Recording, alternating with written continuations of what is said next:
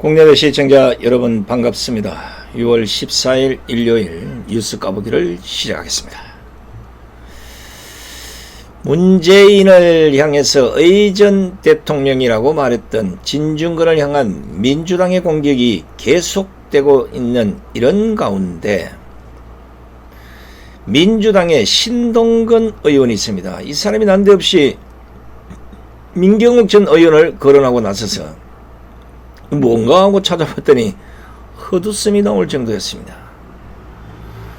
이 싸움의 시작은 문재인을 비판한 진중권을 향해서 민주당의 신동근이 싸가지 없다면서 진중권을 공격하고 이를 진중권이 바로 대응한 것입니다. 진중권이 자신을 비판한 신동근을 향해서 어느 나라 국회의원이 감히 유권자에게 싸가지 없는 이야기를 하느냐 이런 비판을 하니까 신동근이가 진중권을 비판하면서 난데없이 민경욱 의원을 소환했습니다. 그 내용을 보면 대통령이 마음에 들지 않는다는 호감정을 표명하면 될 것을 말도 되지 않는 풍문 쪼가리를 핫한 반응을 얻으려는 소재로 활용했다. 그런 모습에서 민경욱을 봤다. 진중권의 싸움에서 난데없이 민경욱 전 의원을 비판하고 나선 겁니다. 시청자 여러분, 제가 느낄 때는 지금 신동근이 아무리 민경욱 전 의원이 이번에 낙선을 했다고는 해도 이런 싸움에 끼어넣는 것은 애국 국민들이 알면 이 돌멩이 맞을 일이라고 봅니다. 신동근이가 진중권이하고 싸우면서 둘이서 치고받고 싸우지 왜 난데없는 민경욱 전 의원을 거기다 끼어넣습니까? 지금 국민들이 제기하고 있는 부정선거에 관해서 풍문 쪼가리라면서 애써 낮춰서 말하는 저 꼴을 보십시오. 이제는 뭐 배지 딱 달았으니까 국민들이 제기하는 그런 의혹 그냥 풍문 쪼가리라 이렇게 비하해도 된다고 생각하는 것 같은데 그게 아니라면 뭐라고 설명을 해야 하겠습니까? 지금 이런 자들이 민주당이 한둘이 아닙니다. 왜 신동근이 진중권과 싸우면서 난데없이 부정선거를 풍문 쪼가리로 비하하겠습니까? 이유가 있지 않겠습니까? 결국은 어차피 자신을 찍어줄 유권자들이 아니라고 생각하는 겁니다. 결국 문재인 정권과 민주당이 지난 3년 동안 보였던 정치 편향적인 생각을 신동근이 대놓고 표출하고 있는 겁니다. 우리는 떼깨문만 가지고 갈 거야. 그런데 신동근이 굉장히 실수하고 있는 게 있습니다. 스스로 부정선거 의혹을 핫한 이슈라고 인정을 해버린 겁니다. 반대로. 얼마나 부정선거 의혹에 대해서 생각을 하고 있었으면 진중권과의 다툼에서 난데없이 부정선거와 민경욱 전 의원을 거론하면서 핫한 반응을 얻으려는 소재로 활용했다. 이렇게 비난을 하겠습니까? 그러니까 민주당 의원인 신동근이가 보기에도 지금 부정선거 이슈가 만만치 않아 보인다는 겁니다. 지금 강화문은 박은순이가 우한 폐렴 앞세워서 틀어막고 있지만 자칫 이것이 풀리기라도 한다면 어마어마한 이슈가 될 것이고 수많은 국민들이 검은 옷을 입고 강화문 광장으로 쏠려 나올 것이라고 민주당도 겁을 먹고 있다는 것을 신동근을 통해서 충분히 감지하고 있는 겁니다. 안 그러고서 진중권과의 싸움에 난데없이 민경욱 전 의원을 거론하겠습니까? 전혀 아닌데 말이에요. 생각해 보십시오. 부정선거와 관련해서 2달 넘게 수많은 국민들의 의혹을 제기하고 있는데 그동안 모로세례만 일관했던 민주당 의원이 갑자기 민경욱 전 의원을 소환한다는 것은 그만큼 뭔가는 의식을 하고 있다는 것을 반증하는 것이라 볼 수 있습니다. 머릿속에 없으면 글로 나오지 않는다는 것, 글을 쓰는 사람들의 기초적인 생각입니다. 즉 신동근이 머릿속에는 부정선거 의혹이 가득 담겨 있다는 것을 여실히 보여주고 있는 겁니다. 와, 부정선거에 큰일 났는데, 저 국민들이 좀 몰려나와서 까만 옷 입고 계속 저러면 큰일 났는데, 이거 어떡하지? 한 번이라도 생각 안 했다고 하겠죠. 그러나 잠재적 의식 속에는 그게 딱 들어가 있는 거예요. 지금 부정선거와 관련해서 돌아가는 모습이 자기들 생각보다는 커지고 있다는 것을 느낀 겁니다. 왜냐하면 이것은 지난 조국 사태에서도 이미 경험을 했기 때문입니다. 조국 사태가 처음 일어났을 때 민주당은 지금과 똑같이 아무런 반응을 하지 않다가 조국과 관련된 의혹들이 하나하나씩 제기되자 그때서야 조국을 비호하고 나섰던 겁니다. 부정선거도 마찬가지입니다. 처음에는 만만하게 보았다가 막상 뚜껑을 열어보니까 수많은 증거가 나오고 있으니까 이게 만만치 않다는 것을 은연중에 느꼈을 겁니다. 좌파들처럼 대충 하고 넘어갈 줄 알았는데 우파 국민들이 끈질기게 증거를 찾고 의혹을 제기하니까 이게 만만치 않다는 것을 민주당 신동근이가 느끼고 그것이 민주당에도 서서히 힘이 모락 나는 것 같은 느낌입니다. 게다가 박원순이 강화문을 4개월째 틀어막고 있는데도 불구하고 검은 옷을 입고 전국에서 부정선거 의혹을 밝히라는 목소리가 점점 커지고 있으니까 민주당으로서도 분명히 부담이 될 것은 사실입니다.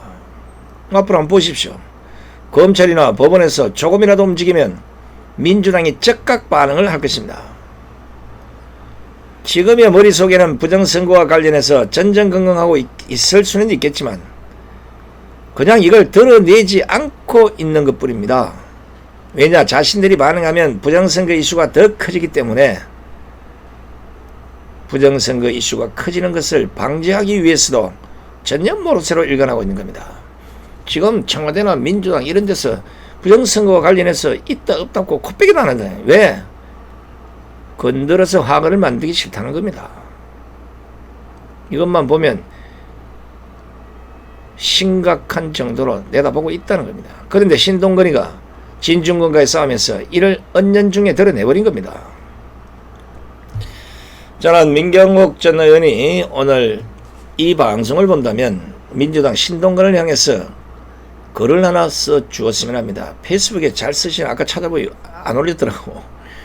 생각해 보십시오. 진중권과의 싸움에서 난데없이 민경욱 전 의원을 거론하는 게 이 앞뒤가 맞는 내용입니까? 전혀 아니잖아요. 더군다나 진중권이도 부정선거 의혹을 제기한 민경욱 전 의원을 향해서 팔자를 참 줬다. 총선에 참 뺐으면 반성하고 원인을 찾고 대책 마련하기에도 시간이 부족할 텐데 이렇게 비아냥까지 됐던 인물입니다. 즉 진중권은 부정선거를 부정하는 인물인데 진중권을 까면서 부정선거를 거론한다는 게 그 자체가 앞뒤가 안 맞는 겁니다. 누가 보면 진중권이가 블랙 시위에 나온 줄 알겠습니다. 이러니까 제가 적어도 민주당 신동근만큼은 부정선거 의혹에 대해서 인지를 하고 있다고 보는 것입니다. 이게 최근까지도 머릿속에 없으면 절대 글로 나올 수 없기 때문입니다. 그렇기 때문에 민경욱 전 의원이 신동근을 향해서 진중권과의 싸움에서 왜 부정선거를 운운하는지, 그리고 왜 민경욱 본인을 거론하는지에 대해서 궁금하다며 글을 써놓으면 신동근이 과연 어떤 반응을 할지 안 할지 요거를 지켜보는 것도 재미가 있지 않겠습니까? 이건 반응을 해도 반응을 안 해도 신동근으로 볼 때는 난감한 상황이 벌어지기 때문입니다. 특히나 최근 미국의 유력 정치 전문 매체인 더 힐에서 4.15 총선이 부정선거로 의심되는 대한민국의 분위기를 실으면서 미국 정치권의 부정선거 의혹과 관련된 이슈가 널리 알려지고 있다는 제보까지도 들려왔습니다. 이 미국의 더 힐이라는 이 매체가 얼마나 미국 내에서 어떤 평가를 받고 있는지 제가 짧게 설명을 좀 드리면, 미국 내 그 정치 동향을 소개할 때 CNN 등과 함께 빠지지 않고 언급되는 매체입니다. 국내에서는 연합뉴스에서도 소개할 만큼 정치와 관련해서는 미국 내에서 유력 일간지로 평가를 받고 있는 매체입니다. 그런데 이러한 더 힐에 국내 4.15 부정선거와 관련된 기사가 실린 것이고, 이를 미국 내 정치권에서도 거론되고 있다는 사실인 겁니다. 이런 올 11월에 있을 미국 대선이 얼마 남지 않은 상황에서 트럼프 대통령이 미국 대선의 부정선거로 치달을 것에 대해서 우려를 제기한 상황에서 미국이 대한민국의 4.15 부정선거와 관련해서 집중하고 있다는 것을 반증하는 부분입니다. 시청자 여러분, 이처럼 하나하나 반응이 오고 있습니다. 부정선거 의혹에 대해서 2달이 넘어가니까 물론 지치신 분들이 많으신 것으로 알고 있습니다. 그러나 제가 재차 말씀드리지만 부정선거 의혹은 장기전으로 갑니다. 이 정부가 절대 두 손 들지 않습니다. 양심스런 자 좀 있으면 나올 수도 있습니다. 장기전이기 때문에 누가 먼저 지치지 않느냐, 이 싸움이라고 저는 봅니다. 보십시오. 해외에서, 일본에서, 미국에서 계속 반응이 오고 있지 않습니까? 정말 송구스러운 말씀이지만 날씨가 덥다고 해서 절대 지치지 마십시오. 우리가 아닌 건 아니라고 말할 수 있는 대한민국을 만들어야 하지 않겠습니까? 앞으로 날씨는 더 더워질 것이고 앞으로 더 힘 빠지는 일이 발생할 수도 있습니다. 그러나 이미 우리는 수많은 증거를 가지고 있고 QR 불법 사인과 같은 선관위가 빼도 박도 못하는 불법 사안들도 가지고 있습니다. 저는 부정선거와 관련해서 인물을 믿으라고 말씀드리고 싶지는 않습니다. 지금까지 우리가 모두 찾았던 그 증거와 물증들을 믿으시면 됩니다. 누가 뭐라고 하든 간에 증거와 물증은 확실하지 않습니까? 그 증거와 물증이 있는 그대로 받아들여지는 그날이 대한민국 국민의 주권과 정의가 살아있음을 느낄 날이 될 것입니다. 저는 반드시 그날을 만들기 위해 노력할 것입니다. 시청자 여러분들께서도 함께 해주시기 바랍니다. 우리가 힘을 내야 됩니다. 자꾸만 그 반대론자들이 뭐 그런 증거 가지고 결과를 뒤집을 수 없겠지 뭐 이렇게 얘기하는데, 이런 자들이 문제입니다. 국민의 주권은 불법의 크고 작음이 문제가 아니에요. 이미 절차적 정의를 어겼다고 하면 게임은 끝난 겁니다. 불법은 크고 작고를 떠나서 용서하면 안 되는 겁니다. 부정선거를 하니까 불법을 저지를 수밖에 없잖아요. 우리는 바로 이런 불법적 사항을 부정선거로 성화시킨 이들을 절대 용서해서는 안 되는 것입니다. 자, 끝으로 오늘 오후에 서울신문이 보도한 내용 하나를 들려드리겠습니다. 이거 뭐 어지간하면 내일 아침 할 거 아니다. 시간이 좀 빨리 아는 게 장땡이다 싶어서 여러분에게 들려드릴까 합니다. 현금 자동 입출 금기, ATM 이름 아시죠? 이거하고 포스 단말기, 멤버십 가맹점 해킹을 통해서 1.5TB 분량의 신용, 체크카드, 각종 정보와 은행 계좌번호, 주민등록번호, 휴대전화번호 등 금융 개인정보가 유출된 것으로 오늘 확인이 됐습니다. 테라바이트는 기억 용량을 나타내는 정보량의 단위인데 1TB는 1024GB에 해당하고 주로 대용량 기억장치의 단위를 나타낼 때 사용한다고 합니다. 그러니까 1.5TB는 신용카드 정보 기준으로 약 412억 건이 들어가는 용량이라고 합니다. 경찰과 금융권은 1.5TB 안에 전 국민의 금융 개인정보가 총망라되어 있을 것으로 추정하고 있습니다.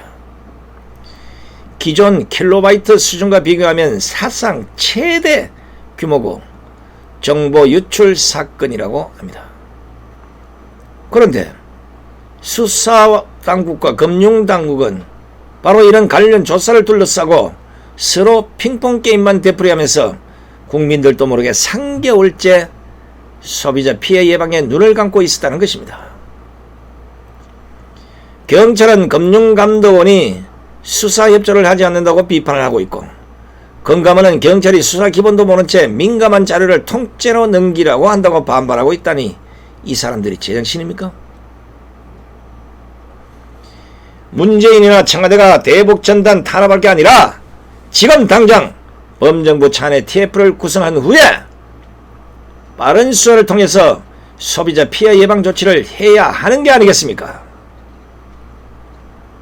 국회도 상임위 논쟁이나 종전선언 이런 거 하는데 시간 허비하지 말고 역대급 정보 유출에 따른 국민 피해를 최소화하는 데 나서야 한다고 봅니다. 나라가 개판이 되더니 어떻게 이런 일이 발생합니까? 내 정보도 우리 시청자분들의 정보로 어디론가 몽땅 털렸을 이 심각한 문제에 대해서 문재인이 아무 말도 하지 않는다면 나라 끝났습니다. 저는 윤석한 금융감독원장 교체설이 나왔을 때 이미 알아봤습니다. 이놈의 정권이 뭔가 또 난리법석을 떨겠구나. 지금은 수면화로 깔렸지만 심각한 문제가 아닙니까? 근데 웃기는 건요, 이놈의 정권은 지랄도 아주 세트로 합니다. 국민이 입을 닫고 있으면 침묵하는 순간 대한민국호는 물속으로 잠깁니다. 지금까지 성상TV를 시청해주신 시청자 여러분 대단히 고맙습니다. 자, 내일 오전 11시 오전 방송에 여러분 다시 뵙겠습니다. 안녕히 계십시오.